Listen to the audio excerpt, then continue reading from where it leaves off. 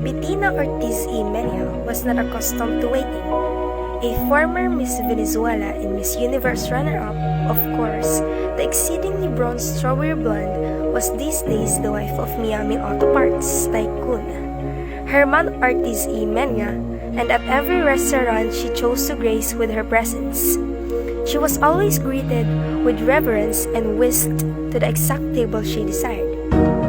Today, she wanted the corner table on the terrace at Sipsip, her favorite lunch spot on Harbor Island. She wanted to sit on one of the comfy orange canvas director's chair and stare out at the gently lapping turquoise waters while eating her kale Caesar salad. But there was always a large noisy group talking up the entire terrace, and they didn't seem in much hurry to leave. Bettina fumed as she glared at the tourists happily, savoring their lunch in the sun.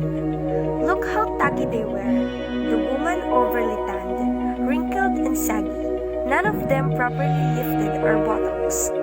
She felt like walking up to their table and handing out her dermatologist business cards. And the men were even worse, all dressed in all rumpled shirts and shorts, wearing those cheap straw hats sold at the trinket shop on Dunmore Street.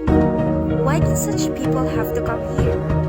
The 3.5-mile-long paradise with its pristine pink sand beaches was one of the best-kept secrets in the Caribbean, a haven for the very rich filled with quaint little wood houses painted in shades of sherbet, charming boutiques, chic oceanfront mansions turned into inns, and 5-star restaurants to rival St. Bart's. Tourists should have to take a style exam before being allowed to set foot on the island. Feeling that she had been patient long enough, Bettina stormed into the kitchen, the fringe on her crochet Pucci kaftan top shaking furiously as she made a beeline for the woman with the shock of pixie cut blonde hair manning the main stove. I've waited more than 15 minutes for my table. Bettina sighed to the owner of the restaurant. Sorry, Bettina, it's been one of those days.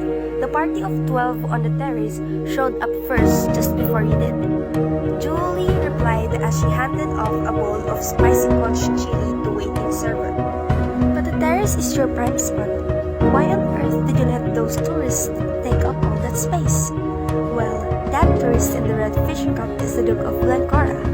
His party just boated over from Windermere. That's his royal Guzman you see moored off the coast. Isn't it the most handsome sailboat you've ever seen?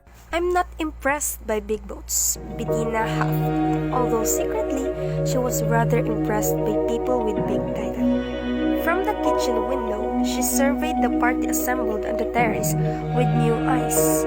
These aristo-British types were such a strange breed. Sure, they had their Seville Row suits and their heirloom tiaras, but when they traveled, they looked so painfully frumpy. It was only then that Bettina noticed 3 tan, well-built men in fitted white t-shirts and black Kevlar pants sitting at the adjacent table. The guys weren't eating but sat watchfully, sipping glasses of seltzer water. I assume that that's the dog security detail. They couldn't be more obvious. Don't they know that we're all millionaires here on Maryland?